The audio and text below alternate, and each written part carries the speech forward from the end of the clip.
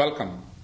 Welcome to another episode of Building Bridges, where we feature executives from the industry who are making substantial difference in our daily lives for different communities.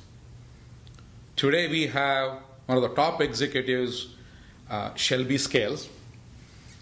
Thank you. Executive Director for AMAC, which stands for Airport Minority Advisory Council. So, welcome, Shelby. Thank you. Thank you for inviting me. Absolutely. Good. So, Shelby, tell me a little bit more about the AMAC itself, Okay. and how long it's been around, and just at a high level. Okay, great. Well, AMAC stands for, as you said, the Airport Minority Advisory Council. We are a national trade association, nonprofit 501c3, and our focus is to help minorities and women with contracts, procurement, and employment in the airport industry. And airport industry not just being the airport, but aviation overall. And we've been in existence for 38 years, which many people were not aware of. We'll be celebrating our 30th year anniversary in 2015. So we're looking forward to that. And we are looking forward to really taking advantage of the billions of dollars that are available in procurement for the aviation industry for many of our communities. So, Shelby, let me make sure I heard it correctly. You said billions of dollars. That is correct. That is music to my ears, and I'm sure the same viewers feel the same way. Absolutely. Yes. Absolutely. So where are these contracts from? And Well, let me tell you a little bit about airports in the aviation industry. Many people think of the airports simply in the framework of the airlines, but an airport in itself is much like a mini city in whatever city it's in. It has a police department, a fire department, an IT infrastructure. It has what we call shopping malls in the form of terminals where you have retails and restaurant opportunities available. Then you have rental cars, and then you have all the operational businesses that run an airport, like a hotel on airport grounds, like the fuel for the fleet that get the buses around and take the passengers around. So there are many, many opportunities that people don't think about in terms of contracts and procurement, and they just simply look at one factor of an airport instead of the entire campus. so it is actually a city, runs like a city, and that's why it needs literally everything that is required, small and large. And much more than what you would find in a typical governmental city, and that you have many of those businesses supporting that traveling passenger. So if you think about a passenger that comes on grounds, we were going to look at a way to get revenue from that passenger, and we have different business partners that help us do that, whether it's the ground transportation providers, whether it's your restaurants inside of the airports, your airlines that get you to and from, but also just using the airport itself. You have to have your SID machines and your IT infrastructure that let people know where to go, what time to be there. We have sound systems, so there's voiceover opportunities, there's marketing opportunities. So there's many smaller components of running an airport and getting a passenger to and from. How does AMAC help a potential vendor understanding the opportunities and actually talking to the buyers, potential buyers for that opportunity? We take great pride in what we call facilitating information. So as a trade association, we work very closely with not only the airport, again, but the airport businesses on the grounds to find vendors, but particularly we focus on minority and women-owned businesses that can provide professional services, products, and things of that nature to an airport or an airport's business.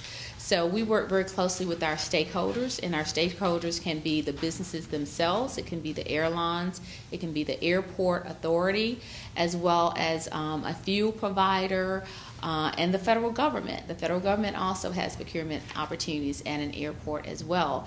So what we do is we provide venues, events, as well as a national database to locate vendors that can provide those services and products to the airport and its businesses that they do business with. And so we go from community to community, letting them know, first of all, what the opportunities are, how to do business with an airport, because many times it is a little different than street side, as we call it. But also, if there's a certification requirement for a particular contract or procurement, we help you to do that as well. And then we want to match that opportunity with the right businesses. Many times airports, for example, will have an IT contract, but IT in a street side may be a little bit different than in an airport, simply because of security measures after 9/11. And so we have to educate that vendor on what those requirements are, how to approach the airport, and then making sure the airport know that you're there and that you have the expertise to provide that service. So you not only bring vendors and the buyers together, you actually actively help them network and matchmaking. Is that fair to say? Absolutely. Shelby, you mentioned a lot of things in your previous remarks. So let me ask you some follow-up questions. Sure. With that. What kind of minorities are included, and what kind of opportunities are there for the minority vendors to get involved in AMAC? So we work with all types of minorities, but when the contract is a federally funded project, then we look for DBE certified contractors, and that's going to stand for Disadvantaged Business Enterprise. It can be on construction as a DBE firm or in the concessions program, and the concessions program is your retail, your food and beverage, and your rental cars at an airport. That is what we call a airport concessions disadvantaged business enterprise. However, with the new rules and regulations, we are now able to include all small businesses, not just minority in designation, but if you meet the SBA standards, then you can participate on those contracts as well. I hope there is enough information and pointers for a potential minority vendor on your website so that they can read more and apply to become certified. Is that fair to say? It is, and I'll just spend just a little time defining that. So many airports have dual programs. They have a federally funded program, and that's the DBE program, or they may have a local program, which is usually a minority women business or a historically underutilized businesses. But many of those programs look for certain categories that are defined by their government or their local charter. But the way that programs are today, it's pretty much any small business. And if you're socially and economically disadvantaged based on the SBA size standards, most people would fit into one of those programs. I would tell you, though, to visit the DOT website as well as our website to get more about the criteria and which particular groups fit in the DBE program. And then on the local side, if you're looking to be certified in a particular state, they may have a different criteria for minority women-owned business. And that really varies from state to state and unfortunately sometimes from locality to locality. And that's where AMAC has really been trying to work with some of the other national associations to get a more synergetic certification requirement so that we're not putting our small businesses through a lot of hoops just to become certified and do a lot of paperwork and not have contracts. I was going to ask that question. Yes, certification sounds like a complex process, but do you have any people within the AMAC organization which would help the people who are applying basically navigate through the process and finish off the process expeditiously? We do, and we rely very heavily upon each state's uniform certification program. So all the 50 states have what we call a UCP, and we rely very heavily upon them to supplement us in the certification process. We as an organization do not certify firms, but we help you to understand what the criteria is, how to put together your packaging, whether or not you even need to be certified, depending upon the types of contracts that you're trying to approach. So, for example, if you're just trying to do procurement at a local airport and it doesn't fall within the federal government's procurement process, you would not need to go through the DBE process. If you were looking to do a federally funded project, if you're not DBE certified, that doesn't preclude you from participating. It's just that oftentimes many of those contracts have goals on them, and if you're not a certified firm, then you may not be considered because that prime or that airport may be looking to fulfill that participation goal. So different question on airports, Shelby. Are these airports owned and managed by a local government, a city, or like a quasi-government agency like Port Authority? Many of the larger airports you'll find are run by an authority, and that authority is generally made up of board members that represent the local governmental entities. So it could be a local city or cities, or a combination of a local city and their county, and those executives from those governmental agencies would appoint so many members to serve on that Port Authority's board. And then the other case would be where you would have a city-run airport, whereby the city council would make the governing decisions for that airport. When you mention about the contracts are given based on the best price or the best value, or a combination? Many of the professional services contracts are going to be best value contracts. Many of the construction contracts are going to be lowest responsible bidder. And then when you get into your concessions programs, those contracts tend to be a little longer, anywhere from 5 to 7 years, and they're competitive bids. But what I would tell you is most airports are looking for the bottom line impact. When I go into a relationship with a firm that's going to provide a business service on my airport ground, what is the highest percentage of profit or revenue that I can get from this relationship? So keep that in mind in terms of your approach with airports. So let me ask you a follow-up question. Besides paying rent, does a concession stand pay anything more than the basic rent? Well, we have what we call MAG, and that is your rent structure. But going back a step, when we're going through the procurement process, what many airports will look for is what is the best concept that is going to be most profitable for you, the business owner, as well as the airport. Because again, we want to charge you rent and a percentage of your revenue. And so we look for that high profit franchise or that high profit concept within the airport that the traveling passenger is, number one, going to recognize very easily and be willing to buy from as they're traveling. So Shelby, rent is always the portion of the total revenue a vendor makes. Is that correct? Absolutely. Okay. No, I just want to make sure the viewers understand this specific angle in the rental structure. As an AMAC, you said it's a national organization. How do you manage the national, the whole big United States? Is it structured regionally? Explain that to the viewers, please, Shelby. We're structured through regions. We're divided into 8 regions, and that mirrors the FAA's 8 regions. Within our board structure, we have 8 regional directors. We also have an executive committee that makes up your chairman, your first and vice president, secretary, and treasurer. Then you have your 8 regional directors that really are charged to be a supplement to staff in terms of providing resources, opportunities, matchmaking within that particular region. You brought up an interesting point, Shelby, matchmaking. So you're saying during these matchmaking events where buyers and potential suppliers get to meet, talk, that may lead to a potential long-term relationship and a large contract. Is that correct? Absolutely, and I think that is what we do well. We do matching a business that has expertise and capacity with the opportunity at airports across the country. Our closest upcoming event is going to be the airport's 19th annual Economic Opportunity and Policy Forum, which will be held in Houston, Texas, just this coming week on December the 2nd through the 4th.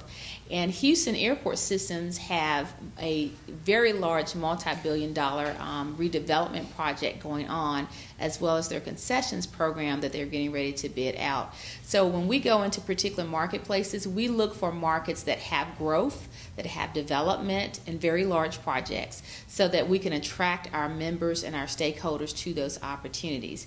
But as part of our meeting there, business meeting, we'll have a matchmaking session where, first of all, you'll learn about the opportunities that will be provided not only at the Houston Airport System, but at many of the airports within the Southwest region, including Dallas, Fort Worth, Austin, and several other airports within that region, talking to their procurement managers, understanding what the opportunities are and when they're going to hit the street. But secondly, having an opportunity to talk to the project managers and the prime contractors or prime concessionaires in many cases that are looking for companies to do business with.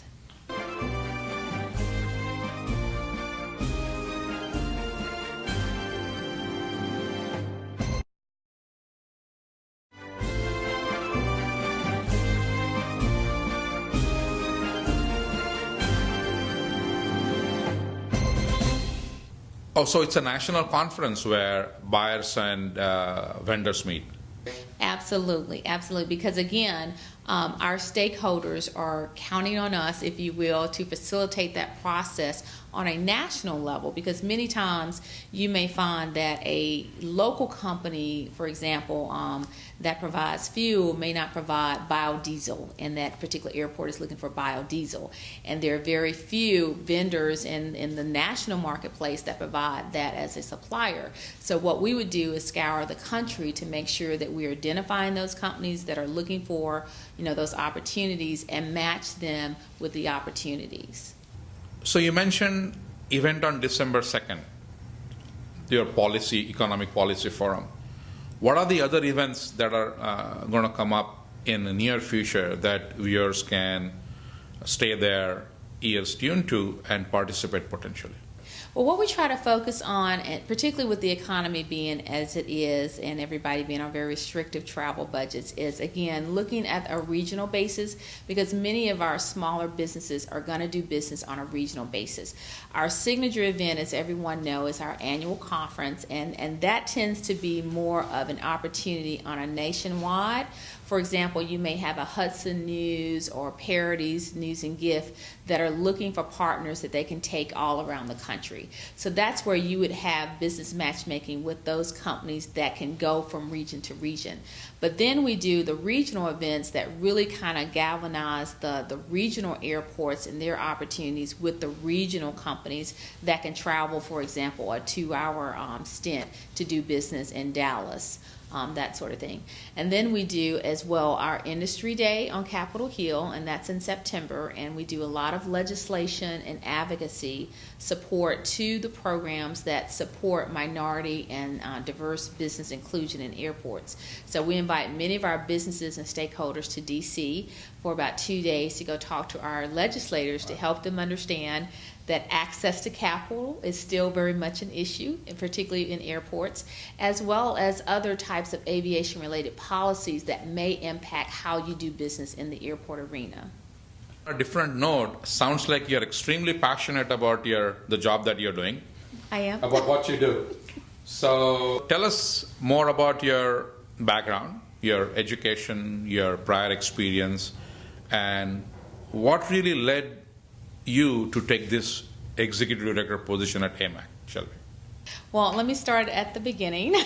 I'm a recent graduate, well, not a recent, I think of myself being young, but graduate from North Carolina University in Chapel Hill, majored in communications, and then went to work for the city of Durham and ran a couple of their programs there. Became an entrepreneur myself. I owned a swimming pool company in the region, and then I kind of fell into consulting and started working for a consulting firm that did work for DOT, and worked for many years with contractors on the highway side. Then I went to Raleigh-Durham Airport Authority because they were doing a huge developmental project, and they were looking to develop their diversity program for the developmental project and make sure that they had diversity inclusion in the development project. So they asked me to come on board, and I so happily did, because that took me from highway to a much broader sense of business at the airport. I worked with RDU for 8 years and became a member of AMAC and thoroughly enjoyed their professional development training that they provided program administrators like myself, but also it gave me an opportunity to meet many businesses across the country that we were interested in doing business with at RDU. Then when the position became available, knowing all the different business opportunities that were available, not just within my region, but as a nation as whole, it really interests me legislatively, but also as a business development professional. I really enjoy matching small businesses with huge dollar contracts. I can say that I've made several of my DBE firms very happy business owners throughout the years with helping them develop their companies, but also understand that they can grow from one market to the next. And that's what really appealed to me in terms of this position on a national basis. So you're saying your prior entrepreneurial experience and working with the Raleigh-Durham Airport, these two gave you enough confidence to become the executive director for the AMAC. Is that fair to say? That is very fair to say. So how long have you been the ED for the AMAC, Shelby? I've been with AMAC as a member for 11 years and executive director for a year and a half now. When you took on this role, Shelby, you must have seen some opportunities, areas for improvement, and you must have come up with some strategies and goals. Tell us more about what your vision is like for AMAC. Well, let me deal with the opportunities first. I always like the good news first. Just as I saw at RDU with that airport developing in many areas, whether it's construction, professional services, or the business services of running an airport, I got an opportunity to see many, many marketplace airports. I could name LAX, Chicago, DFW, Houston. Many of our major mid-sized to larger hubs are doing tremendous amount of work that people simply don't know about. That's the good news. The bad news or the challenging news is that how do we get that information out to our small businesses in a timely manner, make sure that they're prepared to react to those opportunities, but also to work with industries like the financial institutions to release some of the funding so that these small businesses can take advantage of these opportunities contractually. Because many of the airport opportunities require huge investments, for example, on the concession side. And so, many businesses have the capacity in terms of experience or concept or franchise agreements, but they may not have access to capital for working lines of credit or development in terms of putting a store in an airport. So that's a gap that we're really trying to address as an organization, not just internally with some of our business partners, but with the financial industry as a whole. How do we help them understand that the aviation industry is not going to go anywhere? We're going to continue to move millions and millions of people across the country and internationally, and we need those businesses within those local markets to have access to provide businesses services to our traveling passenger. And that's an educational piece that's very challenging. Are there any specific areas where you think the viewers should focus on? You had mentioned construction, concession stands, on a national basis, both of them. Any other areas, Shelby? I would tell the viewing audience to look at some non-traditional areas. Many people, again, simply don't know what all it takes to run an airport.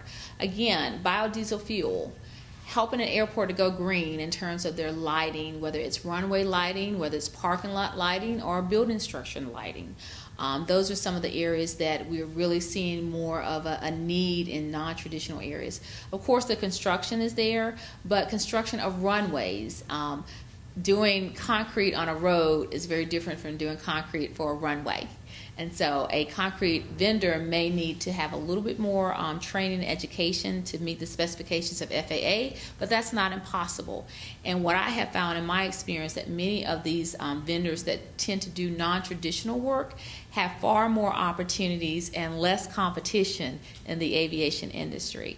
So I would say professional services as well as some of the supplies that are needed within the airports are areas that I would tell the viewing audience to take a look at. Call my office. I can certainly introduce you to some of our members on a local basis to see what their particular needs are as well.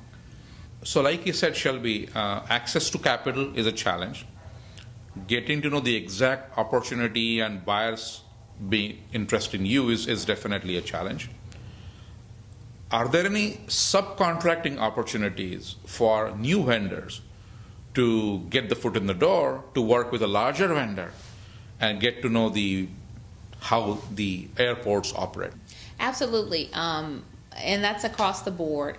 I would say that many airports have what we call informal contracts, and that's where all they need to get is 3 quotes from a small vendor in order, for example, to do graphic design or to do an IT project or to lay cable or something like that. So there's many of those opportunities that you don't even have to go to the prime level, but at the airport, if you just talk to some of the purchasing managers and understand what they are buying, there's many opportunities on a maintenance type level or on the procurement level whereby they're looking for just products and supplies to support the airport authority.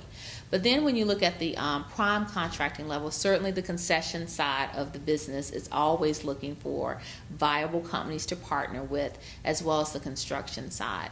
But again, I want to emphasize, look at non-traditional work areas that many people just don't look at. I mean, for example, the flat screens that you see in the airports, or voice over IP, or Title VI requirements that airports have to have signage and voiceovers for many of our diverse population now. And so airports are looking for those types of professional service providers to come in and help them get into compliance or help them to go green. Are there any formal mentor protege program that are within AMAC or for the airports or airlines that vendors, potential vendors can stay tuned to and get engaged in? Not formal, not that I am aware of. That is an area that we're looking at in terms of our corporate development committee structure, is how do we take some of our emerging small businesses and partner with them, with our larger stakeholder members, and groom and facilitate them so that they can go from marketplace to marketplace. We also are trying to think through how can we move our subcontractors, particularly in the concession side, away from really needing the prime contractors in terms of financing to being more independent and going to the private market to get their financing to do business in the aviation. So we're asking our stakeholders, but also other industry partners, how can we help mentor, how can we help facilitate growth and development with some of our emerging companies so that they can move from a one airport contract to a several airport contract company. So Shelby, who are actually the members and stakeholders of AMAC? And why do they become members? And what's in it for them to stay engaged and participate in AMAC? Is there a business value? So our stakeholders can be federal government employees. So we work very closely with FAA, with USDOT, and the Small Business Administration as well. They're our stakeholders because they're looking, just like airports, to partner or to provide education to business owners of how to do business in the aviation industry, but also how to buy from them. Many of the federal governmental agencies have procurement opportunities that they're looking for businesses to do business with. But not only businesses, but also minorities for employment. So many of those agencies have minority employment diversity requirements, and we are now starting to take on that cause a little bit more to identify through our national database what job opportunities are available, but also strong candidates that we can gear towards that particular area. Other stakeholders would be airports and port authorities themselves, as well as the businesses that do business on their grounds. And then, of course, we work, and the reason why we're here is for small and diverse businesses. So, Shelby, let me make sure I understand. You said government, state, federal, local are stakeholders in AMAC. And you said as a part of the government funding, there are goals that the government puts to include minorities in this program. Tell us more about those specific goals. the program itself? So again, following the money trail in terms of the funding source, if it's within the DBE program, that would be on the construction side, AIP funded projects, or concession side. And so within those two programs, the airport has to set goals for all their procurement projects. The goal is really set based on the overall contractual dollars that are available to the airport. So say, for example, an airport like RDU has gotten $5 million worth of funding to do a runway project or a redevelopment project for a terminal. What they would then do is break that project down individually and see what is the scope of work involved in building that terminal. And then they would do a market research study to say who's within our market that are diverse companies and how can they participate in the various scopes of work. And from that two-step method, they would come up with a goal of participation. So again, you have $5 million to build a building, and then you have a market study that shows you that, based on all the scope of work, that you have approximately, let's say, $2 million of work that can be done by diverse or minority companies. So you would then take that percentage of the project, and that becomes your goal. It's not a requirement, it's not a set aside, but what it says to the public as well as the authority, based on FAA, is we want you to allow the participation of minority and diverse companies at this percentage level. You can go over it, but if your participation is beneath that number, then you need to tell us why these companies were not participating. What that does for the non-traditional business, particularly small businesses and minority businesses, is it gives you an opportunity to come in and participate on a subcontractor level, as a vendor, service provider within that project. You still have to have competitive bids, you still have to have quality of work and experience, but it really forces the airport and the primes to look outside of that relationship for small business participation.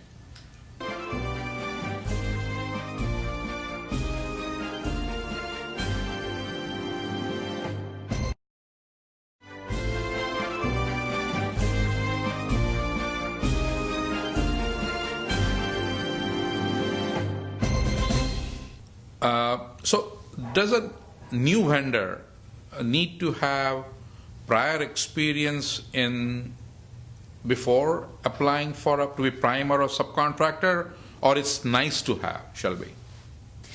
In some cases, it is required depending upon the scope of work and the specifications. And you'll find that more when you get into more technical contracts.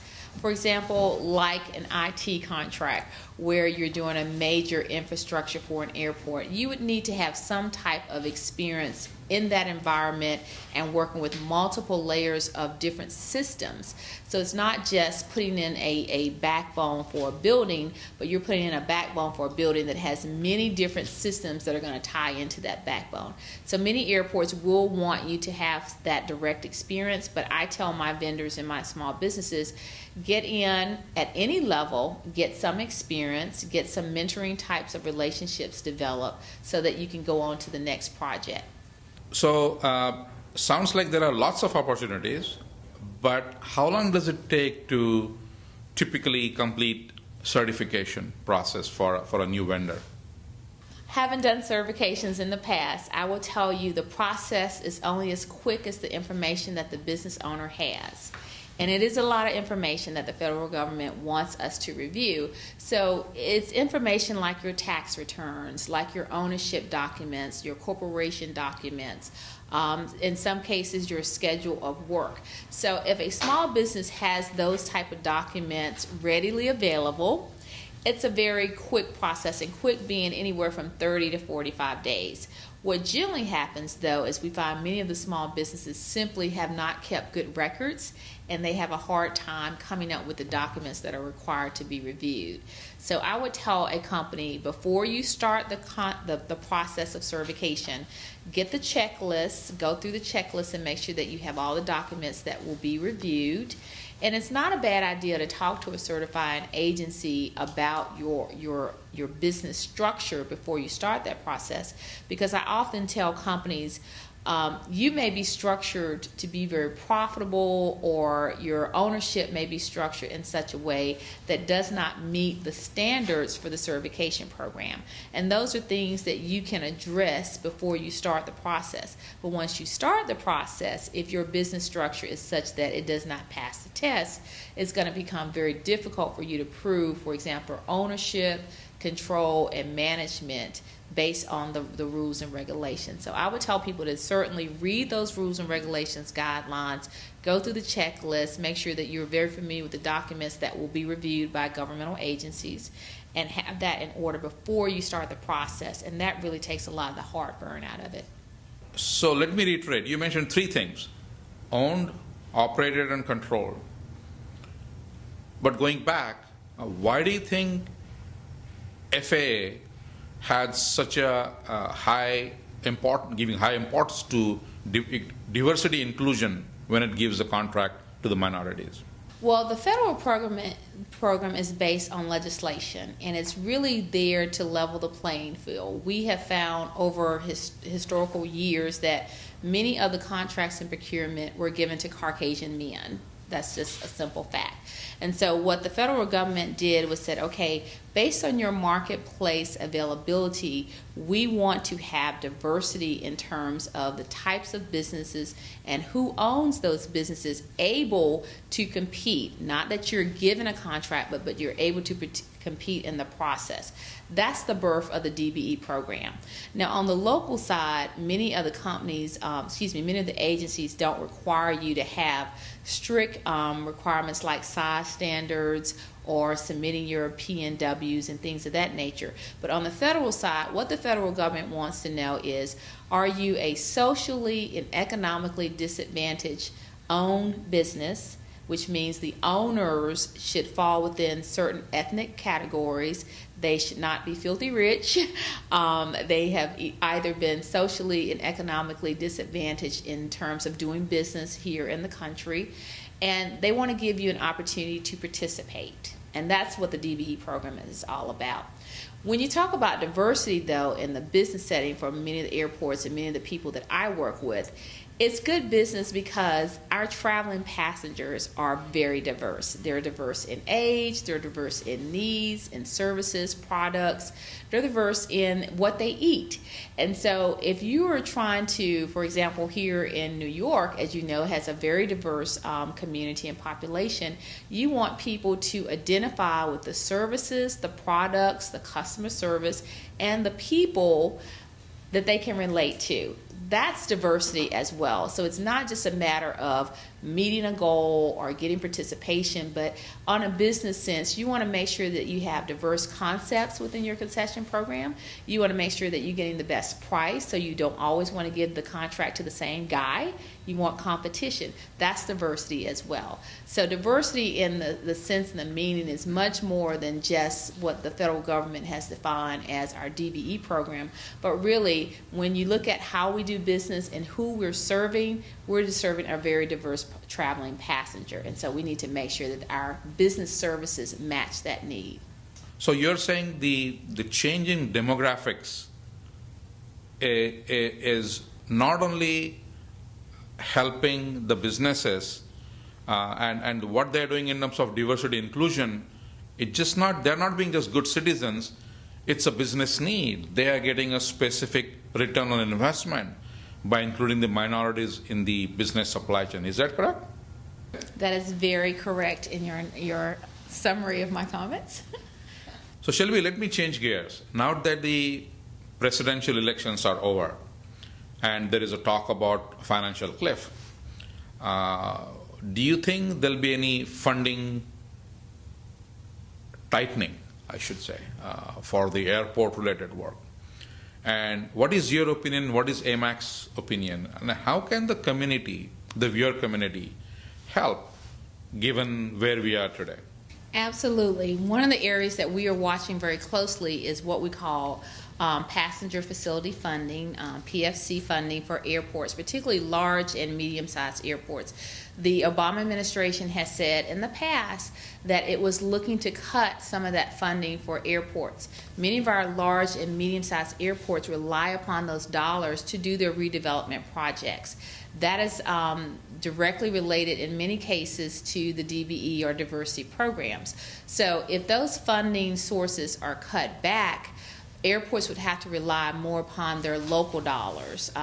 And once you rely upon your local dollars, you really are governed by the locality, so your port authorities and your local governing bodies. Some of the airports don't have diversity programs or don't have very strong diversity programs. So we are watching that conversation, we are watching that legislation and that funding source to make sure that if one pot of money is reduced and other pots of money are now being relied upon to do these projects and contracts, that everyone still has in the forefront diversity inclusion in that procurement process. It's very important that not only the airports are talking to our business community, but our business community understand the funding source and how they need to be at these local commissioners meetings to make sure that they're part of the equation in terms of building these airports and supporting these airport services. So you mentioned lots of dollars are being spent by the airports. Give us an approximate magnitude. We're talking about $1 million, 10 million, 100 million, a billion. Give us a range. You said Houston airport system is going to spend a lot of money. What is the magnitude? What's the approximate range? Wow, I would say easily over $500 billion. Easily. I mean, Houston itself is doing very close to $100 million, just that airport system alone. So if you just look at one region, you're looking at, multi-billion-dollar contracts at these airports. And so again, talking about the physical cliff, people have to understand that the airports we're not an industry that's going to go away. It may shift in terms of its policies and its funding source, but you always want to be at the table in terms of providing a service or participating in the contractual need. And that's really a local conversation. Certainly there's some legislation on a national level that we all need to be aware of and participate in, and that's why we offer the Industry Day in September. But I would say really, get involved with your local port authority, understand what the opportunities are, understand where the funding source is coming from, but make sure they know who you are, what your capacity is, and that you want to do business with them. So one more question on the current economic situation, Shelby. As you know, there is substantial unemployment all over the U.S. How do you think AMAC and the whole ecosystem helping this challenge of high unemployment? Well, just like the general population, it's no different in the aviation industry. Small businesses drive job creations. And so what we do, again, is work with those small businesses to make sure, number one, you're competitive in your bidding and you can support that job creation. We do a lot of business development and technical assistance to make sure, for example, that you get the best insurance rate, that you have other types of benefits for your employees as a small business so that you can compete on the concessions project or the construction project with the big boys. We want you to create jobs, but we want you to be profitable too, because we know that it's the small business oftentimes that's going to hire locally and put people to work and pay the best wages and the best benefits. So we want to support that creation. We want to support that small business in whatever kind of developmental needs that you might have.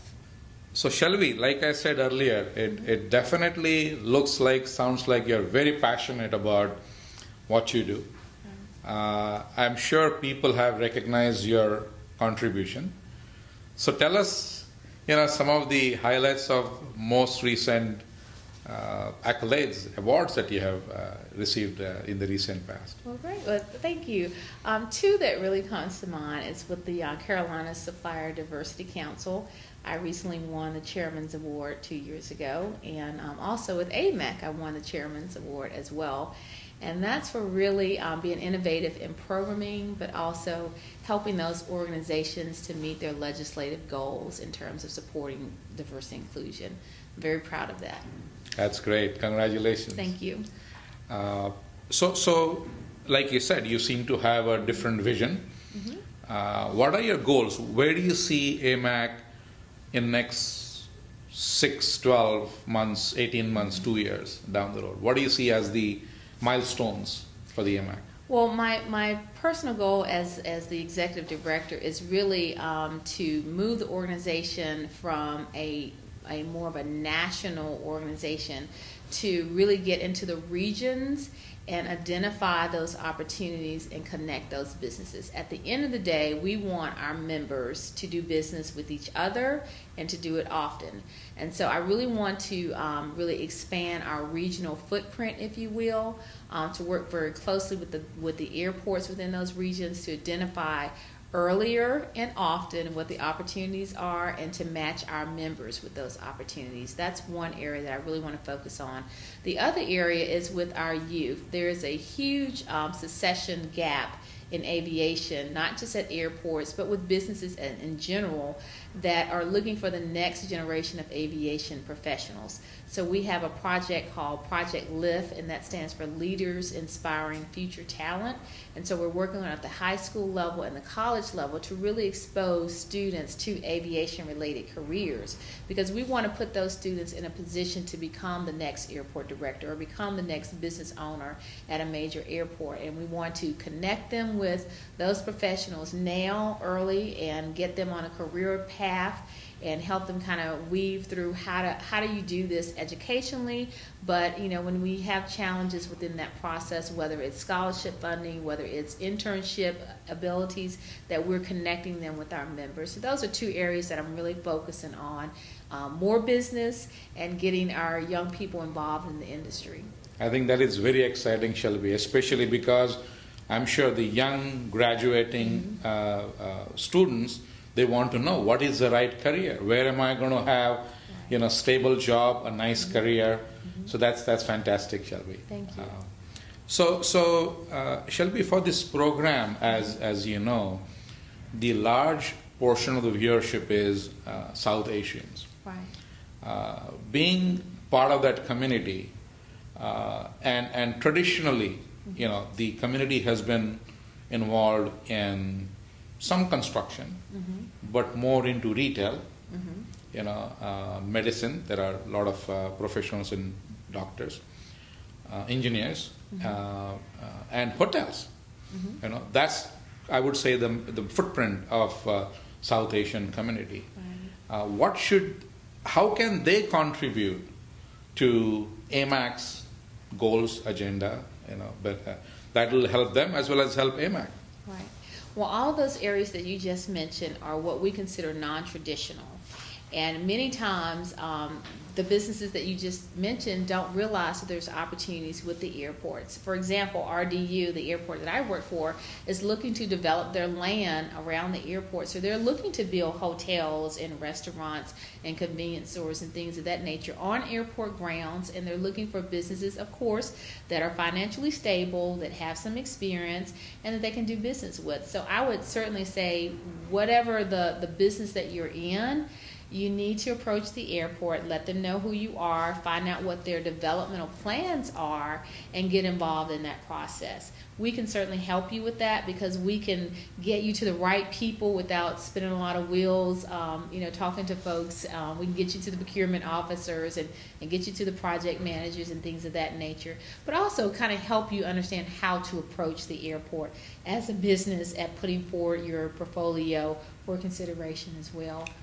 So you help strategize, basically, not only just point, is that fair to say? Absolutely. There's a strategy to working with airports. Right. And again, I would tell you that the starting point is, having the capacity, having some experience, having some financial wherewithal where you can come and play in this environment, because it is oftentimes more investment intensive than, say, street side. That should not, preclude you from participating, but just be aware of that. Opening a Burger King at street side is not the same as doing a developmental project in a terminal. So since you offered to help, they need to know how to reach out to you, Shelby. So help the viewers Absolutely. give the website and the contact number if you can. Absolutely. So our website is www.amac-org.com. I know that's a lot. Our telephone number is 703-414-2622. Great. And before we end, Shelby, any last thoughts on any other areas that you would like to cover and end with? Well, I would just like to say that we are always looking to do business with all of our minority communities. And we know that each community oftentimes have a little different way of doing business, and that is okay. Diversity is good for business. We invite you to come in. We invite you to come in and attend some of our meetings, ask questions. I certainly would like to work with some of your firms in pairing them with larger firms so that they can get some experience. And so call upon us to educate you, to give you access to the opportunities. Regardless of what the background is, we're looking to do business with people that have a product or service that's going to make the airports better. Great. Shelby, I want to thank you very much for coming and giving your phenomenal insight on how community as a whole can prosper, but also help in your overall effort. Very good. Thank you. So, viewers, I'm sure you're excited and thrilled about what Shelby just said. I don't think you can get a better sponsor, a champion than Shelby for airport community. She's given the website. Get involved, get in touch with her, and you heard there are billions of dollars that are out there that are waiting for you. Thank you very much.